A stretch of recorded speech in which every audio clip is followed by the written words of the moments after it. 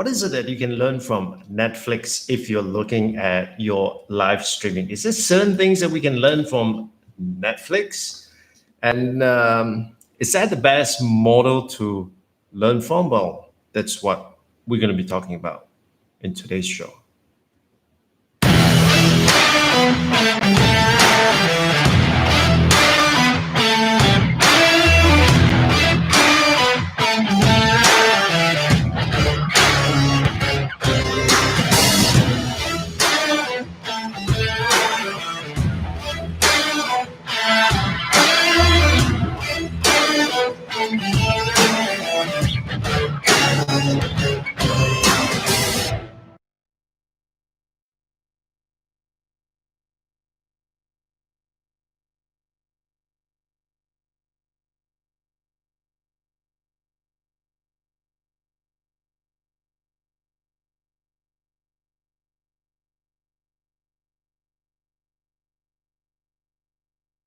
Better.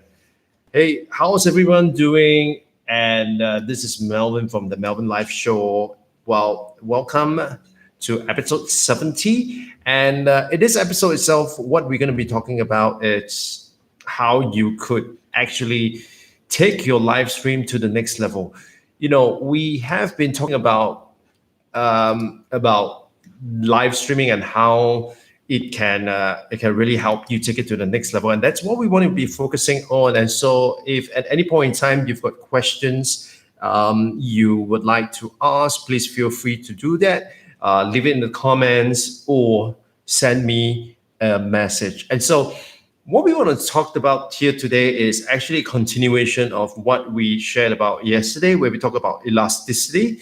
So in other words, we want to be able to get our live show to be as elastic as possible. And what does that mean is that the moment that we put ourselves out, our content out itself, what we want to be able to achieve is that it's going to take a lot to peel people away from watching you. In other words, people want to be so glued to you. People want to be looking forward to you. And it turns out that there are some lessons that we can learn from Netflix. And that's what we're going to be talking about here today. So follow along. And what I've done is also we've prepared a slide deck. And what you can do is that if you like to take a look at the slide deck only, that's going to be going up on my Instagram page itself. All right. So that's how we're going to roll here. And so let's take a look at this first piece of information that I would like to share with you. Right. And this first piece of information here, essentially, it's about Netflix's revenue model. Now, when we talked about Netflix's revenue, one of the key things that you want to take note is that the company has actually made a lot of money in that sense that when you look at the revenue, this is the revenue that you're looking at. I beg your pardon. So this the first one that we're looking at here. We're looking at the subscriber base for Netflix. And if you look at this number here, it's a staggering 192 million subscribers. Now, that's a lot of people.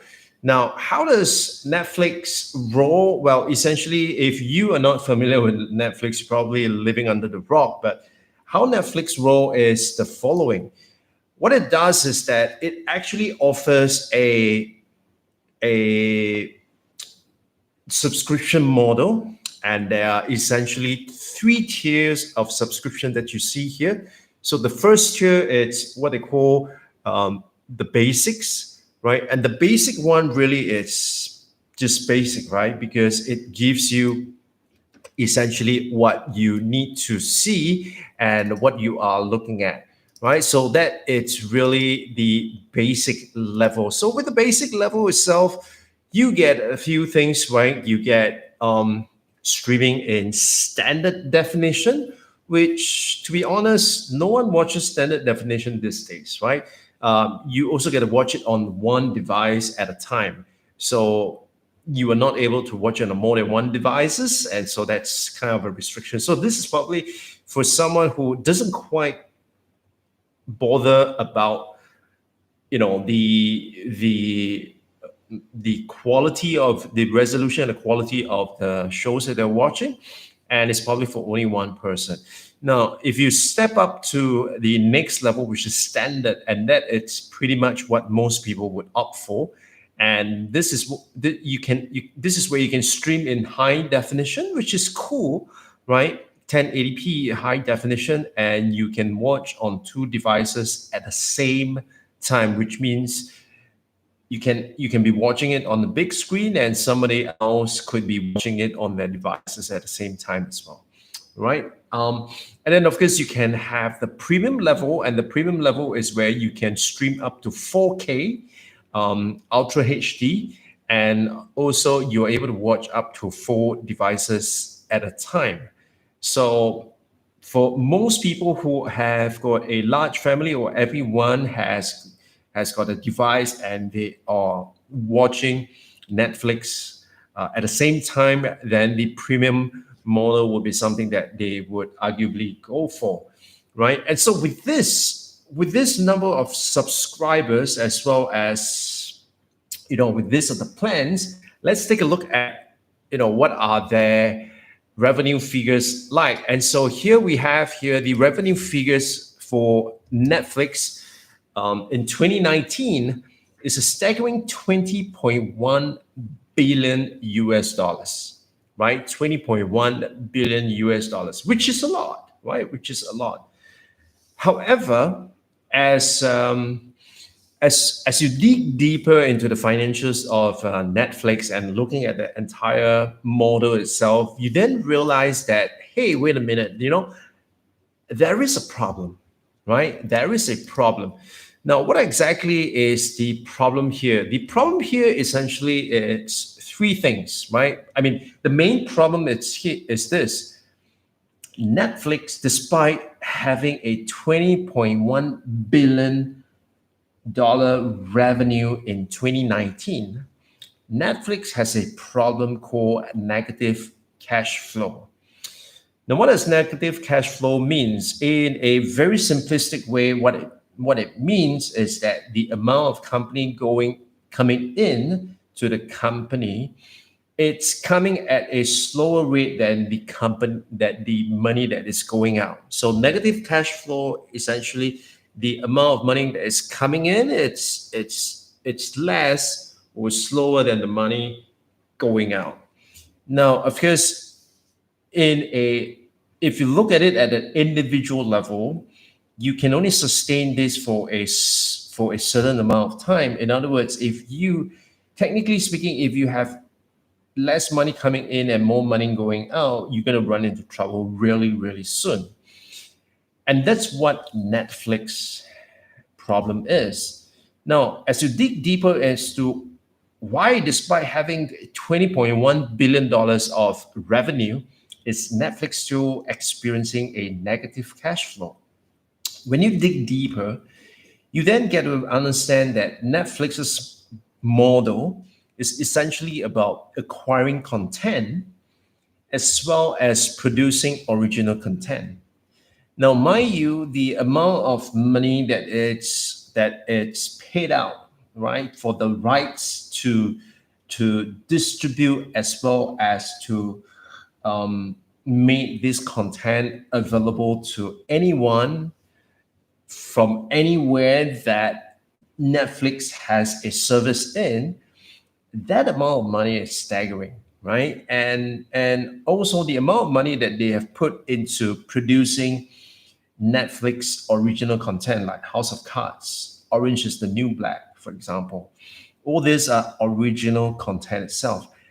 That's it, of course, the fact that they are able to put up all this content and kind of know that it is going to be a hit. It's because of the amount of data that they have of us watching, what shows we watch, what when we pause, when we fast forward, what do we do? All that data kind of help them decide and have a better idea in terms of how and what kind of content works best with people. And here is where I want to show you a clip. And this clip, I think, would be something of interest to some of you. Let's take a look.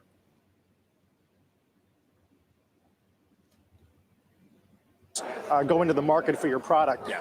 I think the most interesting discussion right now is the idea that Hulu, Amazon, Netflix have had the playground maybe 3 ways for a while, and that space could get very crowded if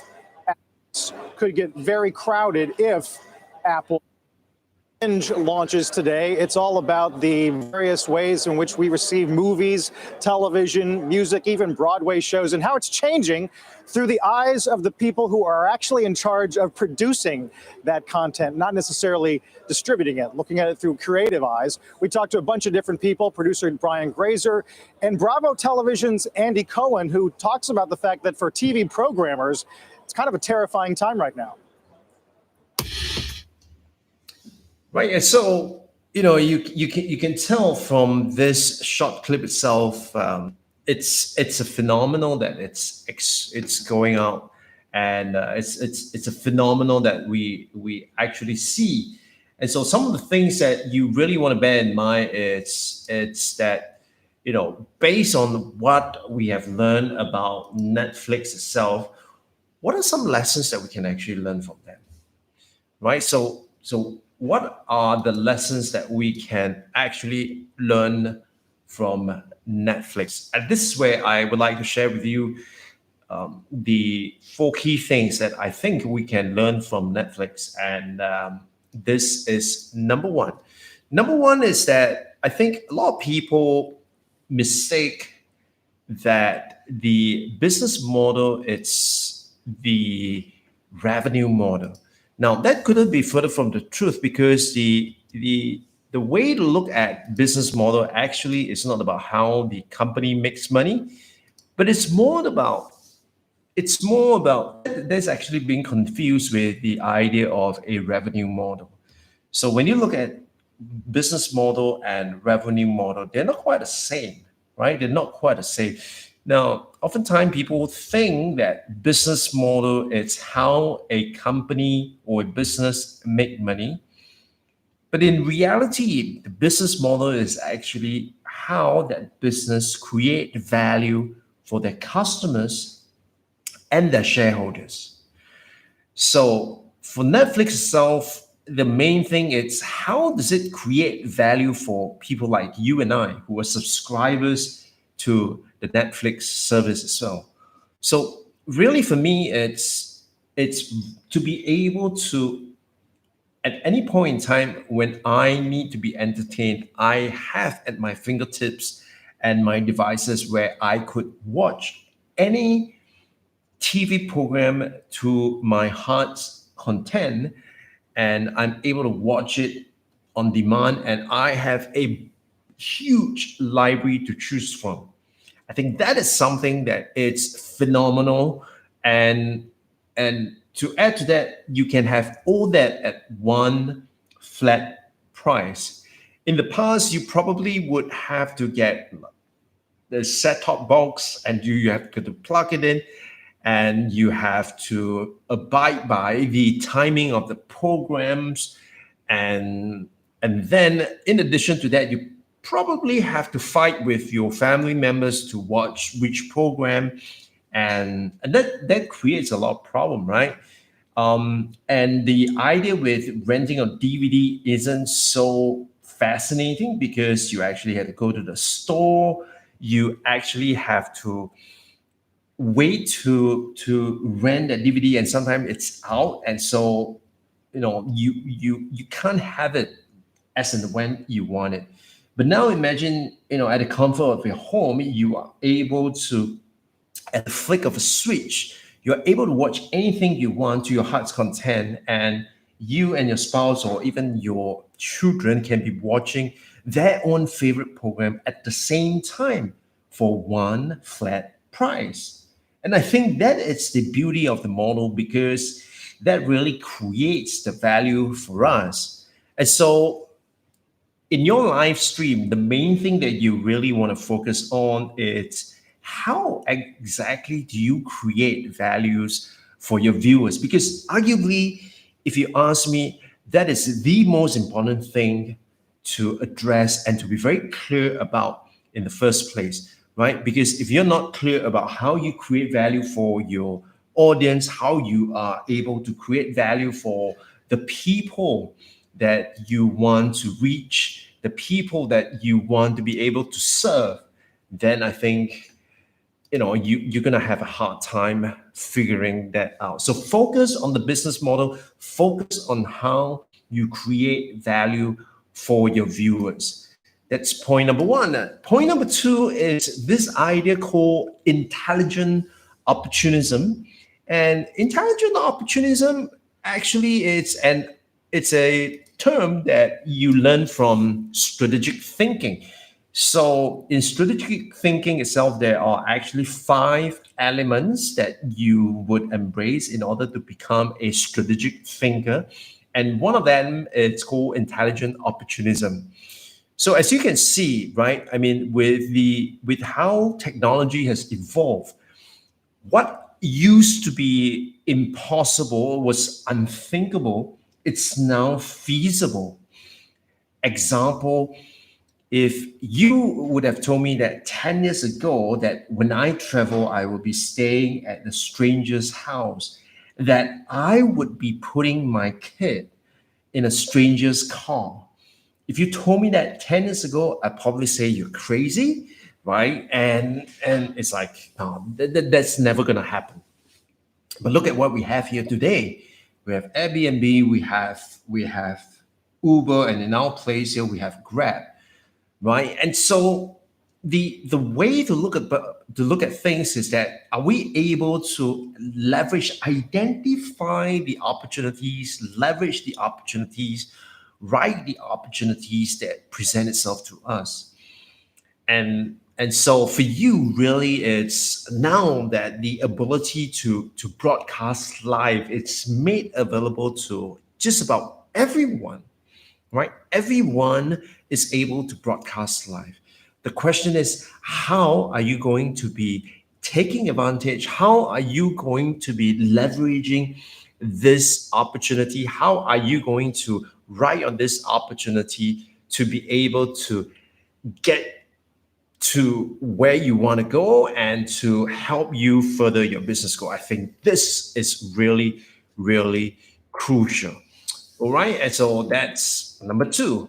Okay. Now, and of course, in Netflix's case, because of the fact that now you are able to stream, even on the cellular, right? You are able to stream a movie on cellular and without much buffering. Imagine if you were to be doing it in the 3G era, you probably wouldn't pay for a subscription to Netflix. So that's the point we want to get at. Now, number 3 is, and this is really looking at Netflix's model and their cash situation.